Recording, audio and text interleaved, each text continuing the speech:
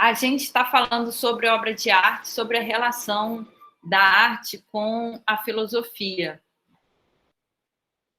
e com a política. A gente chegou a considerar que existem dois autores que são, assim, a linha divisória na história da filosofia a respeito da arte. A gente falou um pouquinho sobre Platão, e aí Platão ele é paradigma sobre o perigo da obra de arte. A gente pode, uma vez sendo enganados, seduzidos, né? A gente pode ser seduzido pela obra de arte e perder a consciência da gente própria, do cuidado que a gente pode exercer com relação a gente mesmo. Para exemplificar, eu gostaria de trazer, por exemplo, hoje em dia, a internet é um lugar que a gente sabe ser muito perigoso. Perigoso pelo seguinte, é infinita a quantidade de criminosos, golpistas, né? Sobretudo para quem tem pai e mãe de criança pequena, desde pequena a gente já é ensinado, a gente é levado a ensinar os filhos de que na internet tem pedófilos, não é? E são pessoas que estão ali para nos convencer, às vezes, a marcar o encontro e abusar, né? Abusar das crianças, dos adolescentes. Então, eu sempre comento aqui na aula para a gente conseguir fazer da filosofia, sobretudo, um exercício de crítica. E aí, um exercício de crítica na internet é você desconfiar de toda pessoa que te pede amizade nas redes sociais. E talvez, se a gente pode chamar, fazer essa convocação ao autocuidado, seja porque Platão, primeiramente, julgou que a arte é muito perigosa, assim como a internet para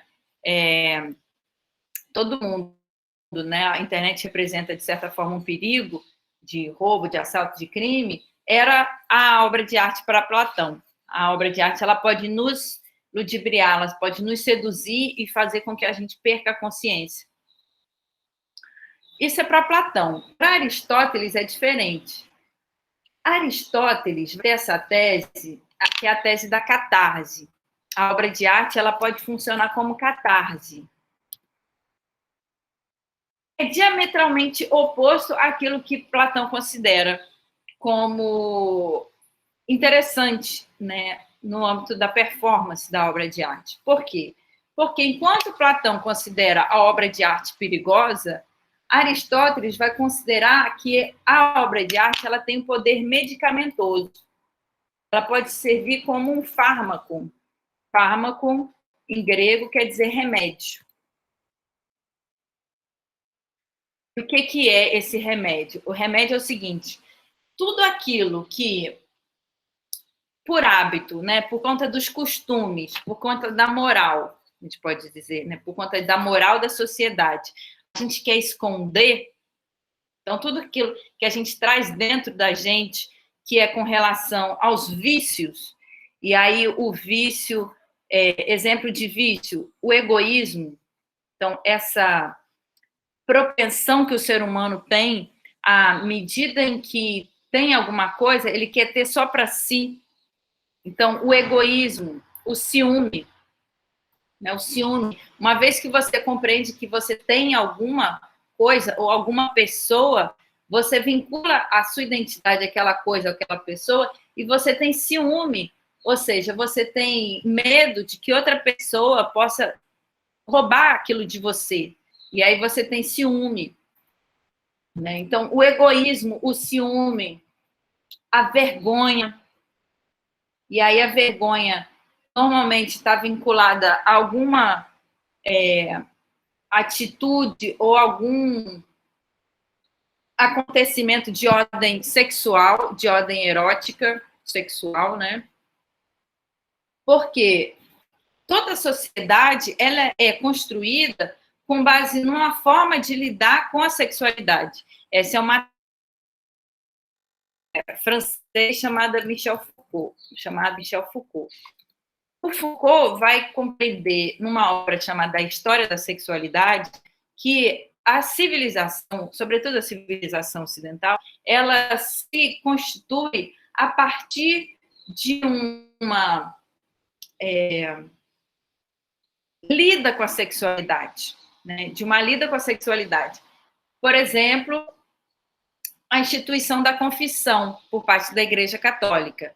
A confissão, né, é o ato de você se referir a um padre para dizer aquilo que seria, na sua forma de compreender, um pecado. Então, uma atitude que você teve que foi um pecado, é uma forma da forma pela qual a Igreja Católica, essa instituição, a Igreja Católica, termina por instituir uma moral que é uma moral de repressão, né? De condenação, de vergonha. Então, ao invés da gente poder, por exemplo, aprender a lidar com a sexualidade na nossa existência, a gente precisa de um padre que diga para a gente o que a gente tem que fazer no âmbito da sexualidade. Essa moral, que é a moral cristã, segundo Foucault, está associada à instituição das vergonhas como algo condenável. Então, assim, a vergonha, ela é a forma como a sociedade nos mostra aquilo que a gente pode ou não fazer. E aí você tem vergonha do que você não pode fazer. Não foram poucos e poucas os filósofos, as filósofas que se colocaram contra a instituição da vergonha como instrumento de ordenação social. Talvez o filósofo mais clássico, como referência mais instituída, assim, né, a referência de filósofo que trata dessa questão, seja Sade. Sade compreendeu que, na medida em que a moral ela nos castra, né, a moral da sociedade ela nos coloca num âmbito que é o âmbito de ter vergonha da nossa própria sexualidade, se a gente inverte isso, se a gente considera que você tocando justamente naquilo de que você tem mais vergonha, você se cura da moral que é uma moral castradora, ou uma moral que é uma moral que nos destitui desse poder ser livre com relação à sexualidade. Mas o Sade não foi o único. O Sade ele é paradigmático porque ele até, a partir dele, se cunhou um conceito, né, que é o sadismo, o sadomasoquismo. Sadomasoquismo vem de Sade. Sade, então, ele instituiu o sadismo como prática que pode nos libertar. Independente de você aceitar ou condenar o Sade, o que é interessante nessa forma de compreender o ser humano, que é a partir do sadomasoquismo, é a compreensão de que há as vergonhas e há o vício em todo ser humano. Então, todo ser humano seria perpassado pelo egoísmo, pelo ciúme, pelas vergonhas, de modo que inclusive, difícil a gente conseguir ascender, a gente conseguir se elevar a uma consciência, e a consciência de ser livre, justamente porque antes de ser livre, antes de conseguir ter consciência da nossa própria liberdade, nós somos tomados por sentimentos que são sentimentos de egoísmo, ciúme e vergonha. É nesse âmbito do problema que Aristóteles vai se ater. Ele vai compreender que a obra de arte ela pode servir como um medicamento para essas doenças. E aí, sobretudo o teatro, o teatro que expõe atitudes de egoísmo, atitudes de ciúme, atitudes de vergonha, nos fazem ver fora da gente aquilo que, de alguma forma... Deixa o caminhão passar.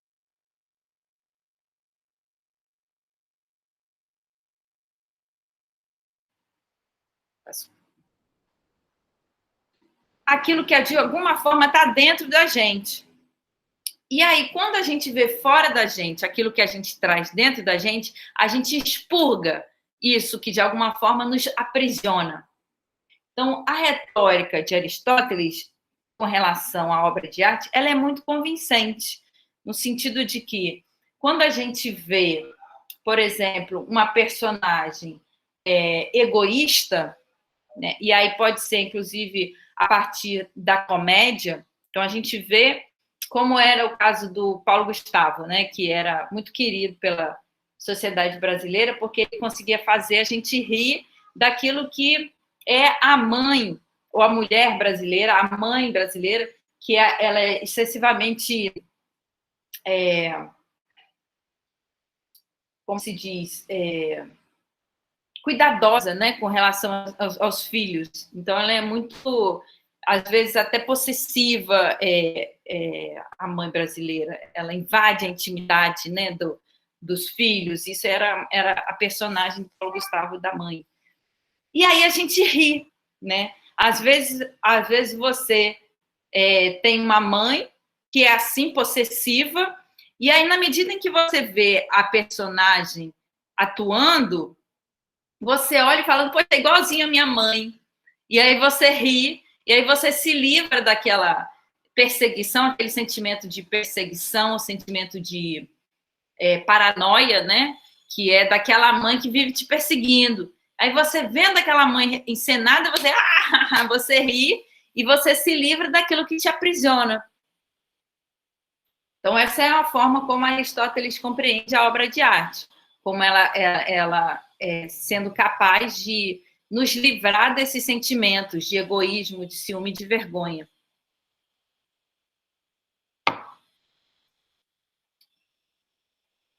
Existe um autor da história da filosofia, que é o Hegel, que ele vai considerar o seguinte, que pode ser que a comédia seja superior enquanto instrumento político com relação às outras formas de arte.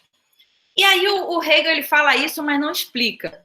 Ele explica por que, afinal de contas, que a gente rindo, a gente talvez possa se tornar mais livres do que chorando.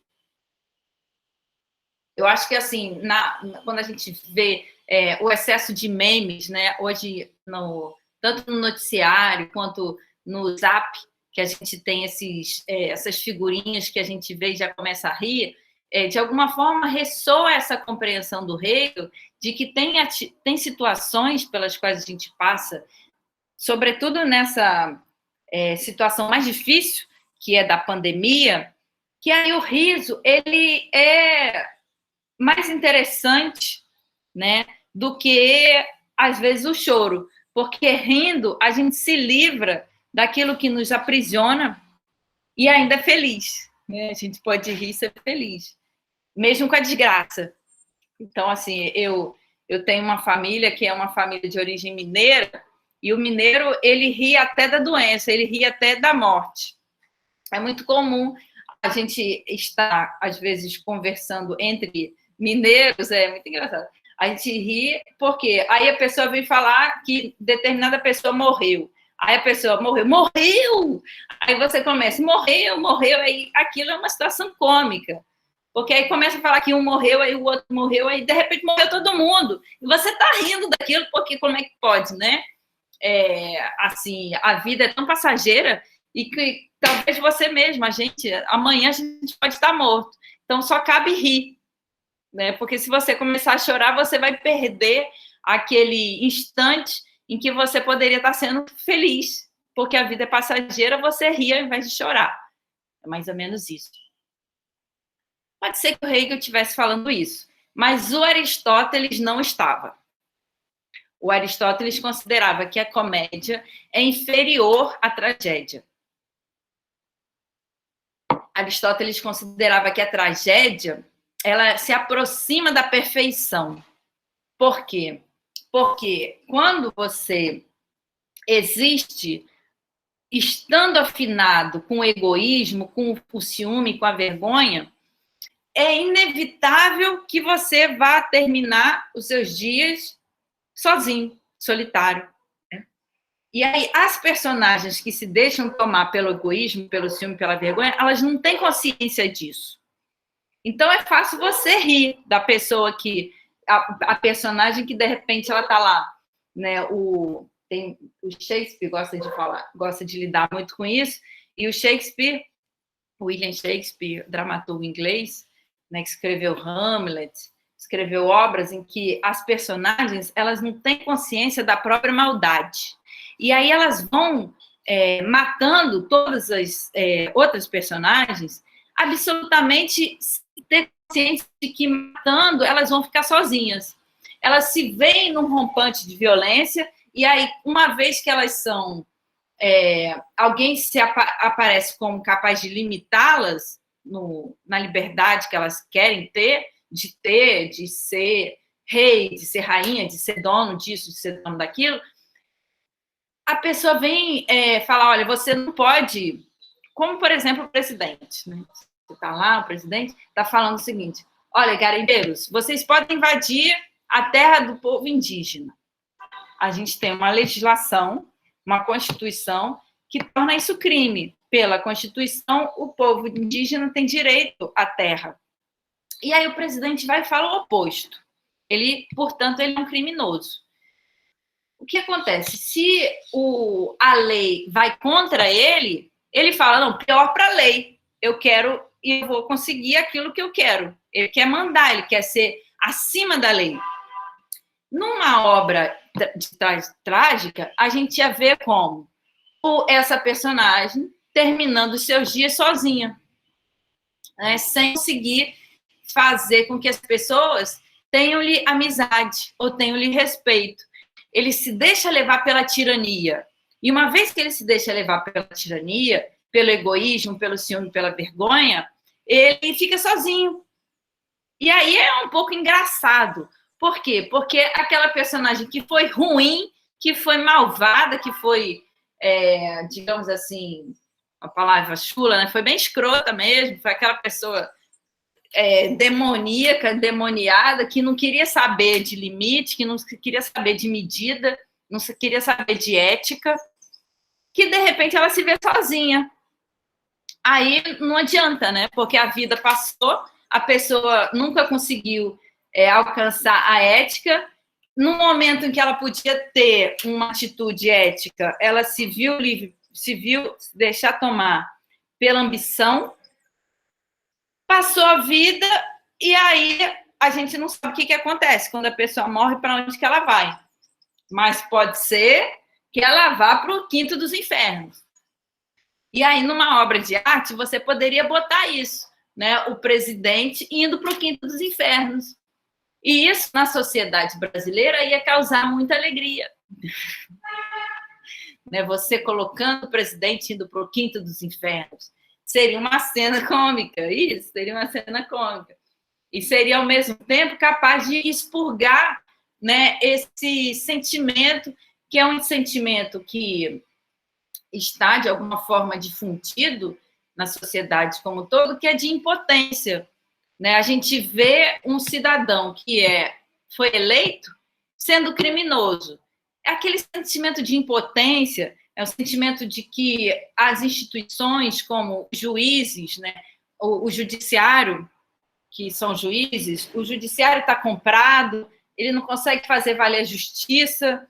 A gente sabe que a justiça ela é o que é preciso ser feito, precisa punir os criminosos, né? E elogiar aquelas pessoas que estão lutando pelo povo.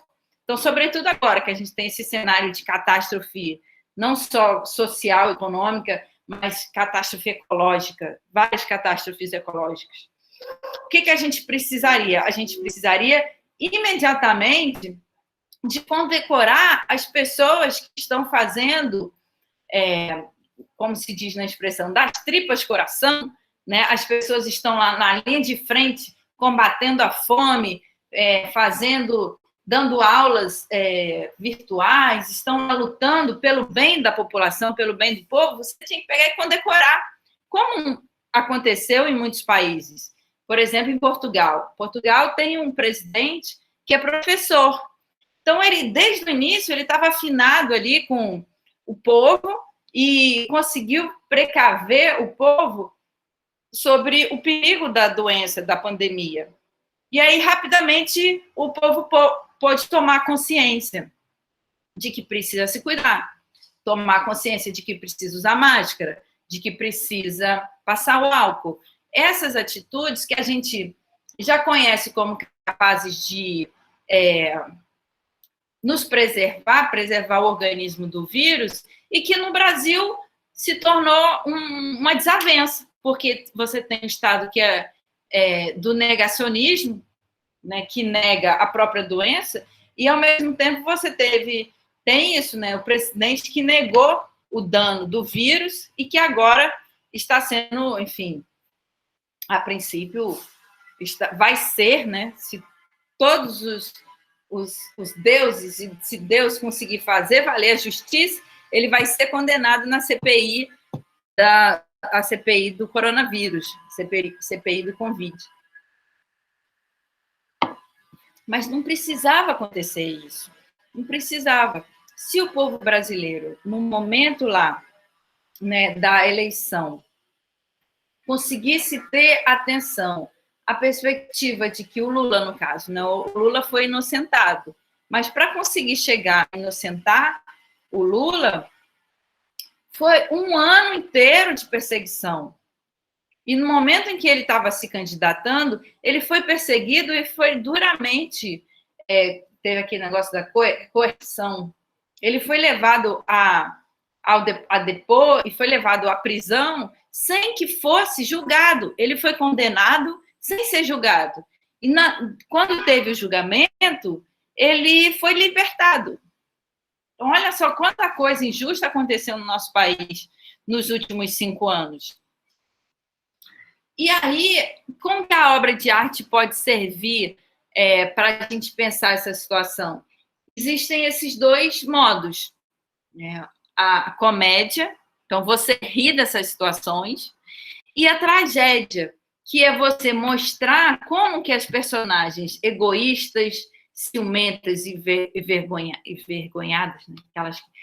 Elas têm que ter vergonha de sair na rua, porque a pessoa é tão ruim, ela é tão ladra, que até saindo na rua ela deveria ser perseguida. E aí você tem... A arte pode mostrar isso, né? Pode mostrar que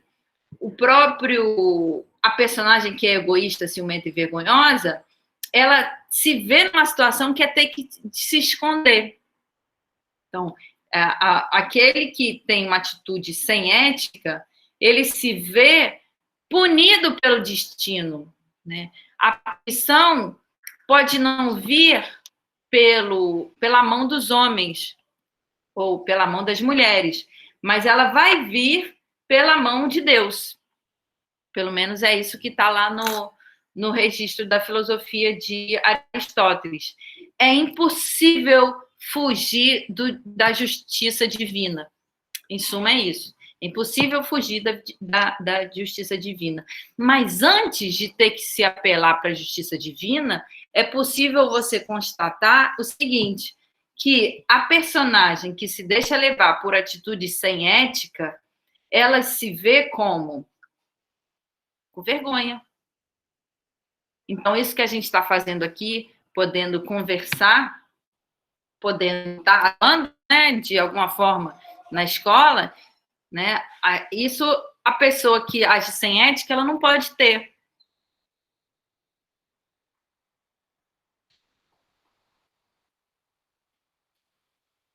Eu dei aula durante muitos anos na prisão, na cadeia, e também em escolas socioeducacionais, que são as escolas para onde são levadas adolescentes que fizeram alguma infração, ou que roubaram, ou que traficaram, ou que fizeram alguma coisa que a sociedade condena. E aí é sempre a mesma coisa. A pessoa, enquanto adolescente, ela consegue mudar. Então, 80% das pessoas que são presas durante a adolescência, elas conseguem sair do mundo do crime.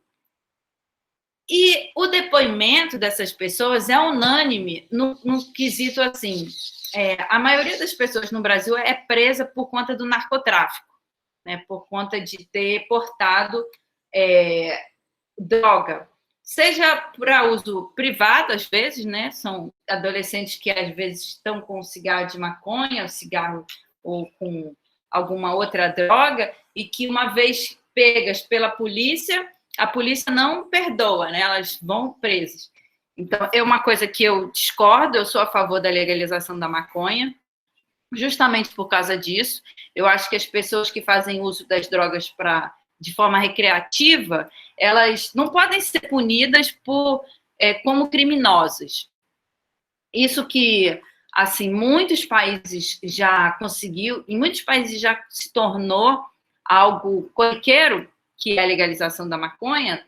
A gente teve recentemente em Nova York essa atitude do governo tornando legal, né, o uso recreativo da maconha, fez com que grande parte das pessoas que eram presas...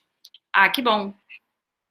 Grande parte, então, das pessoas que eram presas por conta de fazer o uso, talvez até medicamentoso, né? A gente sabe que tem muitas doenças que são tratadas pelo cânhamo, elas se viram como livres dessa perseguição. E aí, o que é interessante para a gente ver é que as pessoas que foram presas no Brasil, elas são unânimes no sentido de falar o seguinte: elas se viam presas por uma ambição, que é o poder enriquecer rápido, né? Então, a criança que às vezes é de comunidade e que tem a maioria da família já nesse ramo, que é o ramo do tráfico de drogas. Então, a pessoa adolescente, que às vezes nem tem condição de ir à escola, antes mesmo de ter condição de ir à escola, que a gente sabe que no Brasil a escola é obrigatória, né? Então, toda criança, todo adolescente tem que ir à escola. Mas existem crianças e adolescentes de comunidade cujos pais se viram no mundo do crime desde cedo também. Então, as crianças não conhecem escola. Eu dei muita aula para criança, adolescente, que nunca nem pisou o pé dentro da escola. É uma realidade do nosso país. E aí, o que acontece? Essas pessoas, não foi dado a elas o direito de estudar.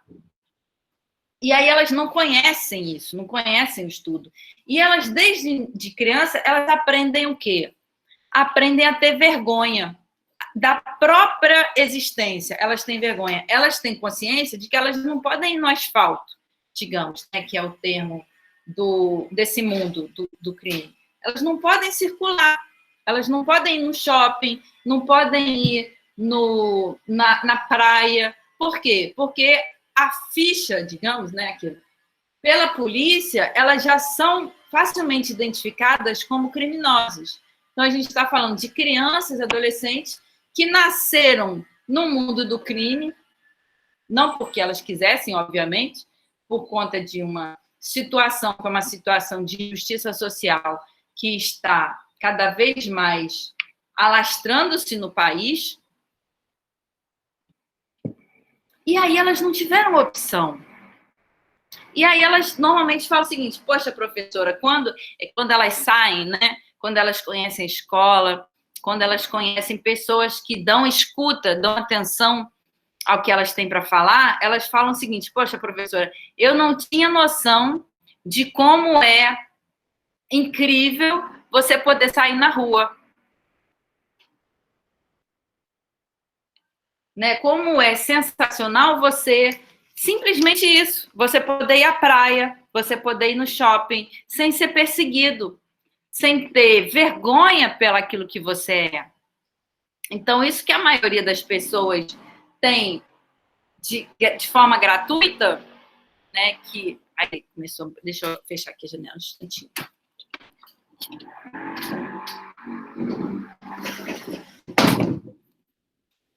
De forma, digamos, gratuita, que é poder ir e vir, quando você é retirado disso, você passa a valorizar. Né? Então, quando você nasce num âmbito que é o de não ter acesso a liberdade, quando você tem acesso à liberdade, você passa a se dar conta de que, olha só do que eu fui cerceada durante toda a vida. Ou seja, do que me tiraram. Tiraram a liberdade de ir e vir. E agora, você sentir o ventinho, né? Você sair na rua, sentir o ventinho e saber que não vai ser perseguida, você ter a consciência tranquila, isso não tem preço. E é isso que muitas pessoas conhecem só depois de se verem livres, às vezes, de uma situação de abuso que vinha sendo estabelecido na família.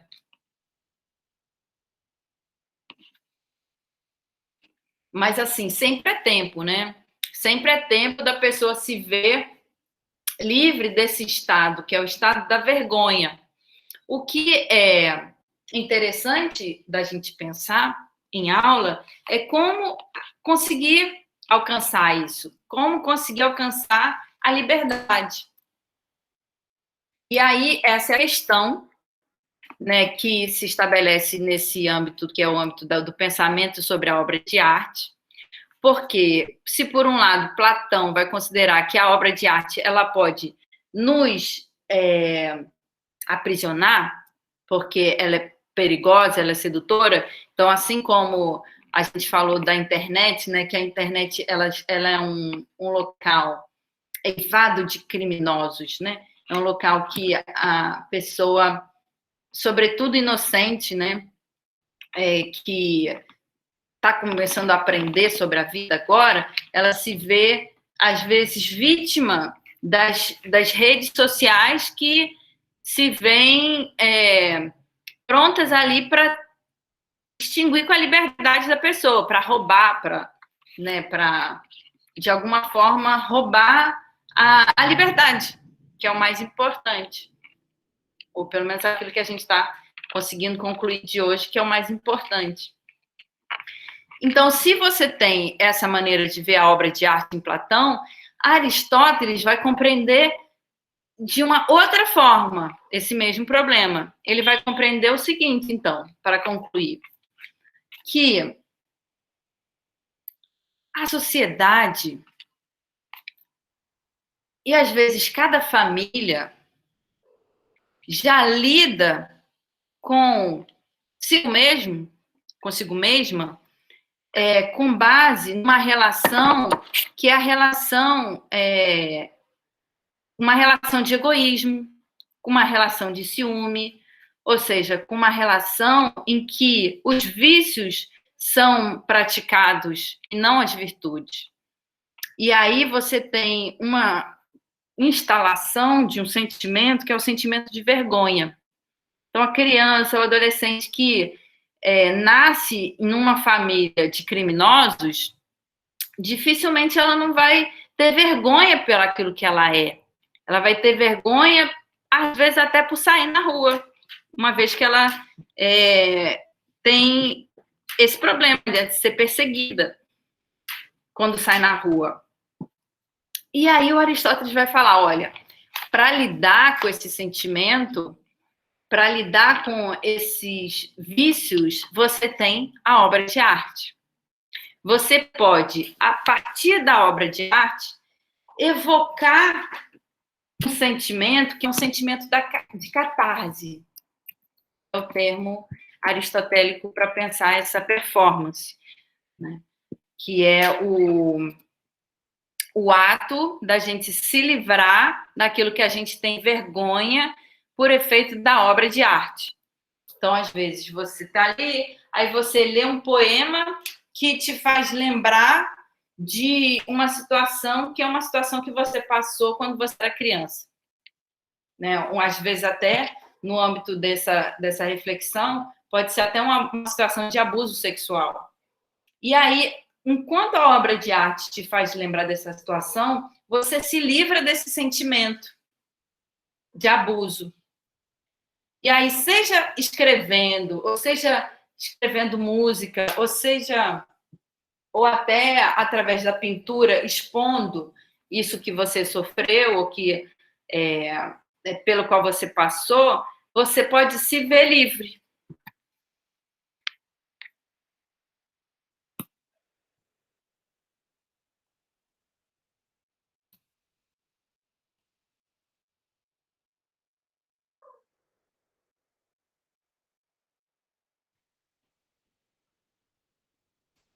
Tem um artista no âmbito da pintura que se chama Artemisia. Artemisia.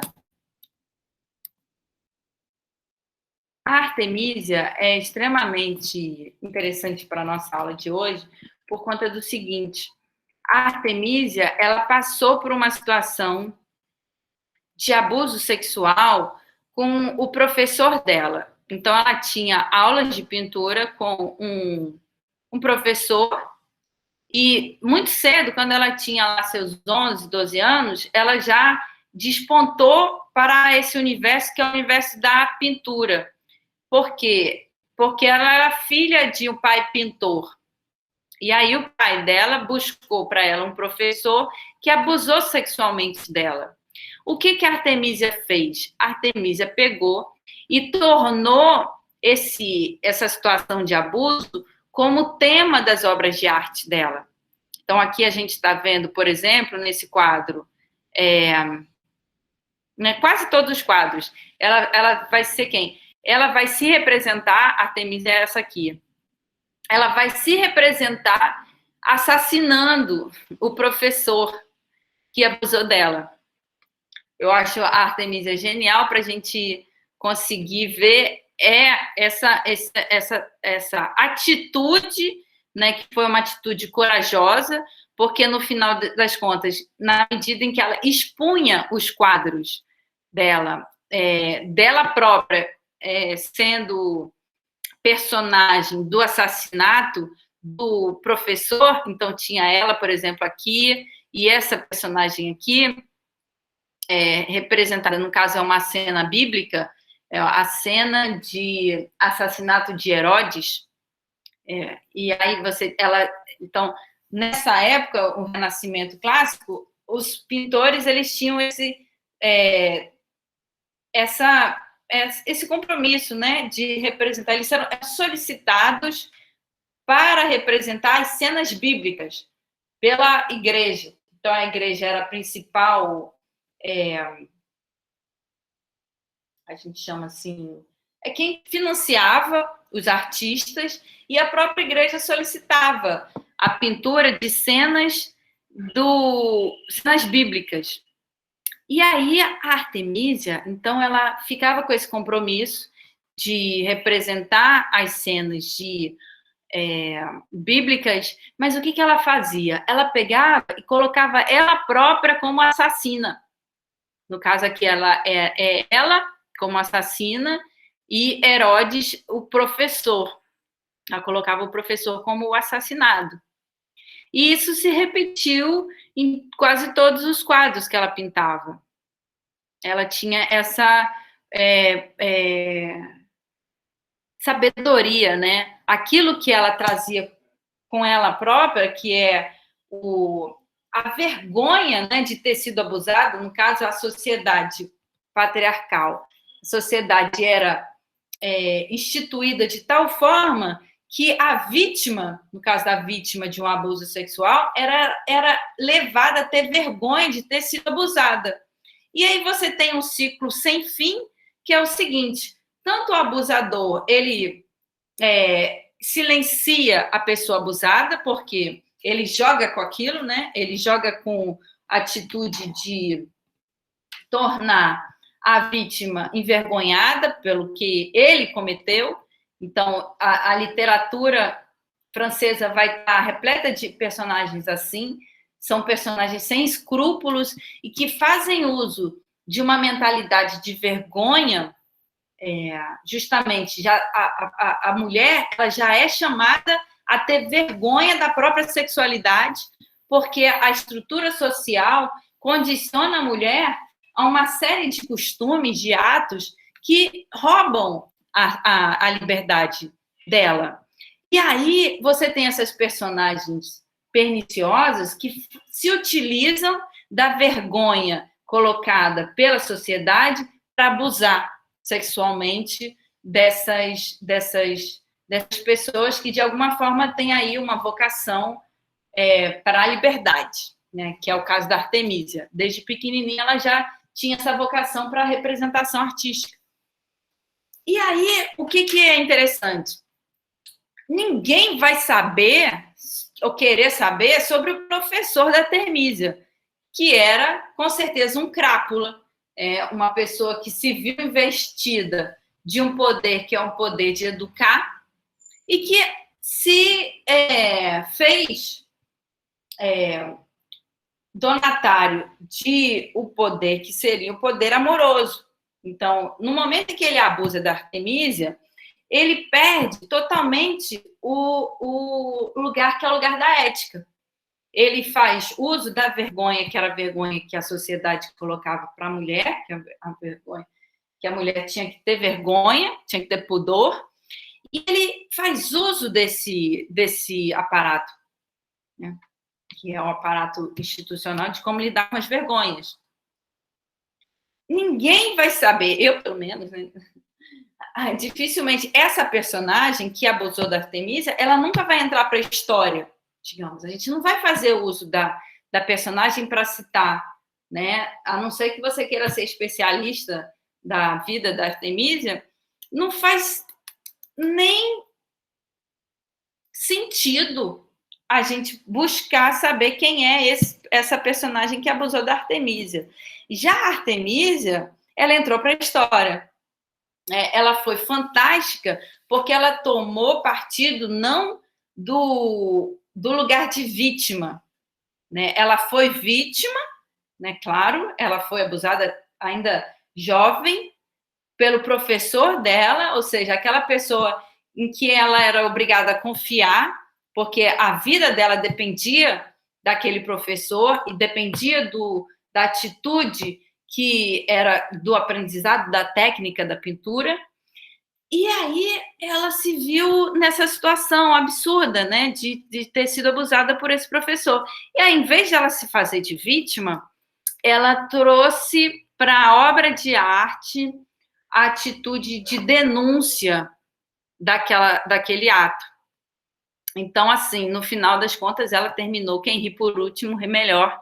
Ela entrou para a história como essa personagem fantástica que conseguiu fazer do sofrimento não algo que aprisiona, mas algo que liberta. Então, ela é uma referência para o movimento feminista, mas não apenas para esse movimento, para toda pessoa que consiga saber da ética como o caminho que vai sempre ser o caminho a ser escolhido. Então, se você tem uma situação que é uma situação de ética, uma situação sem ética, sempre escolha o caminho da ética, né? Por mais que isso possa significar, momentaneamente, uma perda, que é uma perda do investimento erótico sexual. Então, assim, para terminar nossa aula, a gente tem, evidentemente, no âmbito dessa consideração sobre as leis, né, na medida em que a sociedade trabalha com a instalação da moral, então a moral ela é sempre referida à sociedade em que a gente habita. A gente tem leis e a gente tem a moral, que nos cerca, mas também pode nos libertar. Na medida em que a gente conseguir fazer uso da ética para nosso favor, a gente vai conseguir se espelhar na liberdade como um lugar que deve ser seguido. A gente falou sobre a criança e o adolescente, ou até o bandido, que é o bandido velho, que a vida toda foi bandido, que ele, à medida em que ele cometia crimes, ele se viu cerceado da liberdade. E aí, só depois ele conseguiu compreender que o mais importante, né, da própria existência que a gente tem aqui na Terra é a liberdade, é você poder ter a consciência da liberdade, é você poder ir e vir, você poder ir à praia sem ser perseguido, você poder ir ao shopping sem ser perseguido, né, você poder existir sem ter vergonha daquilo que você é. Então, isso é uma forma de ver a ética como capaz de libertar. Se você vai contra a ética, você vai sempre se ver perseguido. Ao mesmo tempo, se você se vê no caminho da ética, ou seja, de você não cometer nenhum crime, você vai ter a consciência livre, você vai ter a consciência da liberdade. Ao mesmo tempo, existem personagens, tanto da nossa convivência, quanto a gente falou muito da internet, como na internet, que fazem uso da moral para aliciar as pessoas que são presas por essa moral. E aí vale a pena tomar partido até do SAD, que ele faz essa bandeira do sadomasoquismo. Por quê? Porque na medida em que a moral ela aprisiona, e aí a gente sabe, né, que a moral aprisiona sobretudo a mulher, porque retira da mulher a liberdade que é passível da mulher conseguir, seja através do trabalho, o reconhecimento do trabalho, né, ou o reconhecimento do cuidado que a mulher tem com relação à família, muitas vezes, que fica no âmbito do silenciado. E aí, a ética, a moral, ela pode ser castradora. No caso da Artemísia, a gente observa isso, né, que ela quis ser uma artista genial. O pai dela contratou um professor para instruí-la sobre como que ela poderia aprender técnicas diferentes da pintura, mas ela se viu numa situação que é de ser presa, ser uma presa desse professor. Então, a existência dessas personagens que se utilizam da vergonha, se utilizam da moral da sociedade para fazer uso erótico dessa moral, né? Ou seja, em outras palavras, os calhordas, né, que fazem uso da moral para o próprio proveito, né, eles são os perversos, que a gente chama. O professor da Artemísia era um perverso, ou seja, ele podia perfeitamente, uma vez que ele estava apaixonado, digamos, né, supondo, ele está apaixonado pela Artemísia, vai até o pai dela, pede ela em casamento, ou então fala para Artemísia: olha, Artemísia, eu te amo, vamos, de acordo com a lei, lidar com essa situação da ética e da moral para que a gente possa juntos fazer uma vida. Mas não, o que o padrasto, o que o professor dela fez? Se utilizou da moral, que era uma moral extremamente rigorosa, para abusar dela. E aí o que ela fez? Colocou a denúncia dessa personagem para toda a cidade deles verem.